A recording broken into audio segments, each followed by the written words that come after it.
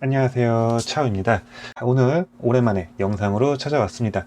오늘은 어떤 이야기를 해볼 거냐면 바로 차원에 대한 이야기를 해보려고 합니다. 제가 2017년 12월 8일이었나 18일이었나 제 블로그를 통해서 인터스텔라에 등장한 차원에 대해 라는 글을 포스팅한 적이 있어요. 이제 근데 최근에 유튜브를 보니까 여러 유튜버 분들께서 인터스텔라의 그런 차원 개념이라든가 과학적 이야기를 영상 주제로 많이 다루고 계시다 보니까 저도 그때 포스팅했던 내용들을 다시 한번 정리해서 올려드리면 좋겠다라는 생각이 들어서 이렇게 영상을 준비하게 되었습니다. 영화 인터스텔라에 등장한 차원, 그리고 그 차원이 어떤 건지 간단하게 알아보는 시간 가져보도록 하겠습니다. 자, 꽉 잡으시고요. 빠르게 달려가도록 하겠습니다. 고고싱!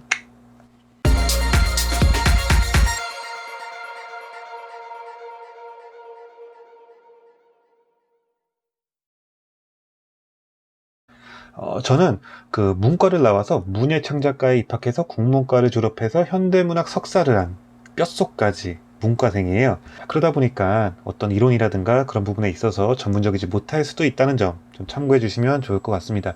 사실 그 인터스텔라란 영화는 사실 저한테 그렇게 친절한 영화는 아니었어요.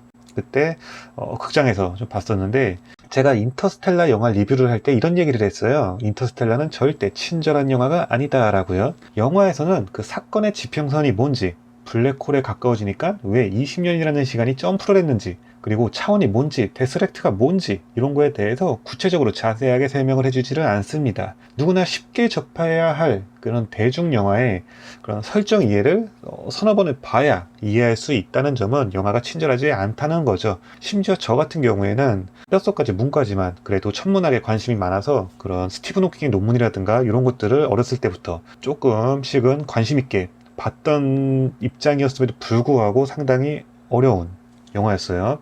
물론 여기서 영화적인 맹점은 있어요.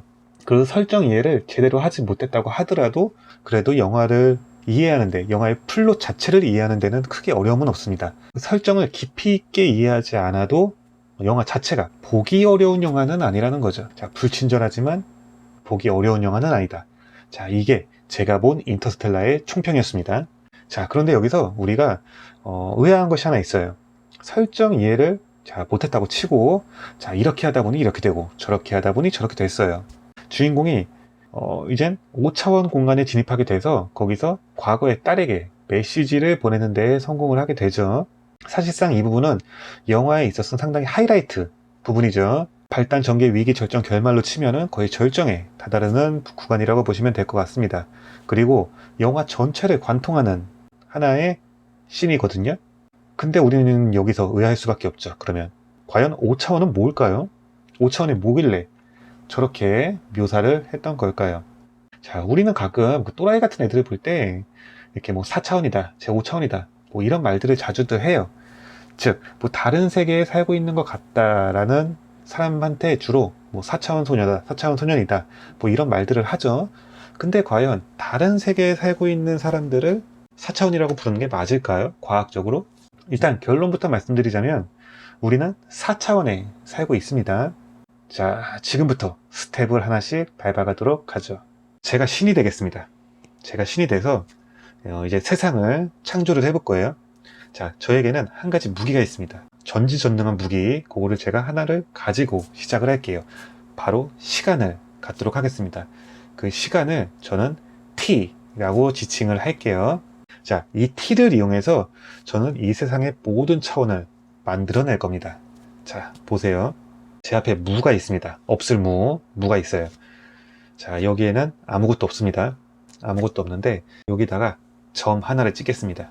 편의상 이거를 0차원이라고 부르겠습니다. 그리고 자, 여기에 제가 가진 무기 T를 입혀볼게요. 자, T는 시간이잖아요. 시간은 계속 흐르고 있잖아요. 그러니까는 T는 이쪽에서 이쪽으로 흐른다고 제가 가정을 할게요. 그러면은 봅시다. 0차원의 점이 자, 여기 T를 만나면 어떻게 될까요? 이 0차원의 점이 이렇게 흘러가겠죠. 그렇게 되면 뭐가 만들어지죠? 선이 만들어지죠. 자, 요게 바로 1차원입니다. 그리고 이해의 편의상 이 1차원의 선을 좀 세로로 세우겠습니다. 자, 그럼 여기에 1차원의 선이 있죠? 자, 요게 이제는 t를 다시 입혀보겠습니다. 여기 있는 1차원이 어떻게 되죠? 이쪽으로 이렇게 흐르게 되겠죠? 그럼 뭐가 만들어지나요? 면이 만들어지죠? 자, 요게 2차원이 되는 겁니다. 어떤가요? 자, 이제 면까지 만들어졌죠? 이제 조금 감이 오시나요? 결국에는 시간이란 것도 하나의 차원인 거예요. 그래서 0차원에 1차원의 시간이 붙으니까 1차원이 됐고 1차원의 시간이 붙으니까 2차원이 된 거죠. 그러면은 3차원은 어떻게 될까요? 3차원은 당연히 2차원, 면으로 된 2차원에 시간 t가 붙은 거겠죠? 그럼 면이 이렇게 흘러갈 거 아니에요? 그럼 뭐가 만들어지겠어요? 정륜면체가 만들어지겠죠. 정륜면체. 수학적으로 말씀드리자면 1차원은 X축, 2차원은 Y축, 3차원은 X축, Y축, Z축이 되는 거예요. 자, 지금 여러분 방 한가운데 서 있다고 생각을 하세요. 그러면은 여러분은 방의 가로변에 몇 센치 지점, 세로 이쪽 변에 몇 센치 지점, 그리고 높이 몇 센치 지점에 서서 이 공간들을 보고 있을 거예요. 바로 이 공간이 바로 3차원 공간인 거죠. 자, 그런데 뭔가 이상하죠? 제가 아까 저희는 4차원 공간에 살고 있다고 했습니다. 그러면은 이 3차원 공간이 왜 4차원으로 읽힐까요? 바로 아까 얘기했던 t가 붙어 있는 겁니다. 우리는 이 3차원 공간이 계속해서 연속되는 시간, 흐르는 시간 속에서 이 연속되는 3차원을 계속 보내고 있는 거거든요. 그렇기 때문에 그 t까지 포함한 3차원의 세계, 즉 4차원에서 우리는 살고 있는 겁니다. 우리가 약속을 정할 때도 마찬가지죠. 약속을 정할 때 어디서 만나자라는 공간적인 약속에 반드시 뭐가 붙어요? 몇 시가 붙게 되죠. 그쵸? 저희는 시간 속에서 살고 있어요. 다만 저희가 시간을 직접 몸으로, 눈으로 보고 느끼는 체감을 할 수가 없기 때문에 우리는 3차원에 살고 있다라고 생각을 하고 있을 뿐이에요. 2차원의 존재들은 3차원을 인지할 수가 없어요. 예, 면에 살고 있는 존재들은 요 면 밖에 있는 요 입체, 높이를 볼 수가 없겠죠. 그쵸? 1차원도 마찬가지고요. 1차원도 선인데 요 면의 전체를 볼 수가 없겠죠. 만약에 2차원인 존재, 2차원 면에 살고 있는 존재가 입체적인 3차원 존재를 마주친다고 한다 그러면 순간적인 3차원의 단면밖에는 볼 수가 없게 될 거예요. 자, 그렇다면 우리가 조금 더 생각을 해보겠습니다. 그럼 우리가 X축, Y축, Z축을 볼 수 있는 이유는 과연 뭘까요?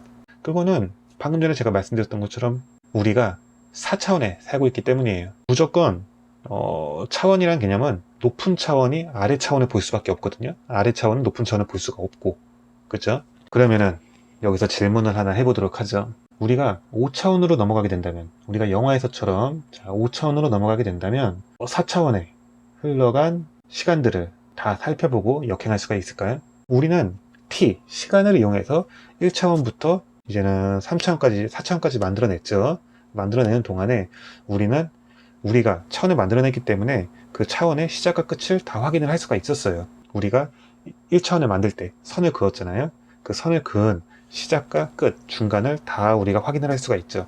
1차원을 2차원으로 만들 때도 마찬가지였고요. 그런 식으로 4차원, 이 3차원 공간이 시간에 따라서 켜켜이 책장에 쌓여있는 것처럼 있는 이 순간을 5차원에서는 우리가 중간중간 뜨문뜨문 빼서 볼 수 있을지 굉장히 궁금해지는 부분이죠. 영화에서는 그게 가능하다고 얘기를 했고요. 학자들은 이 차원을 관통하는 힘, 유일한 힘이 중력이라고들 얘기를 하고 있습니다.